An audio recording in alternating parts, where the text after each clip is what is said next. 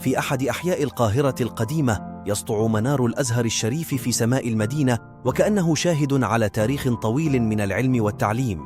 تعتبر هذه المؤسسة العريقة واحدة من أهم مراكز التعليم الإسلامي في العالم، حيث يتوافد إليها الطلاب من مختلف أنحاء العالم الإسلامي.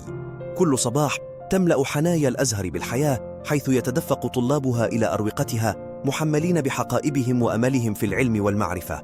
يتلاقى في هذا المكان المبارك أفراد من مختلف الثقافات والأعراق، وتتشابك قصصهم معا في حب العلم والبحث عن الحقيقة.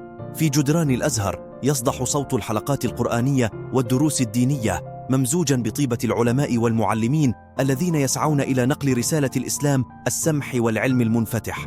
يشكل الأزهر مجتمعا تعليميا يعتمد على التسامح والتفاهم، حيث يجتمع الطلاب ليشكلوا مجتمعا يمثل جسرا بين مختلف الثقافات واللغات.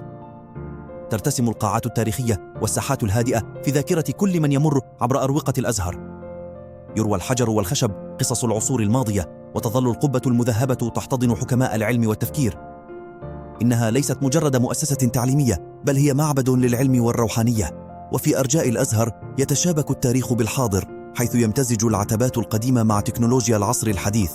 يعبر الطلاب عن إعجابهم بتناغم هذه الروح بين القديم والحديث، حيث يجتمع التاريخ والتقاليد مع روح التجديد والتطوير. تكون الأزهر الشريف مكاناً يربط بين الأجيال، حيث يبنى القادة والعلماء والفكراء المستقبليون على تراثها العظيم.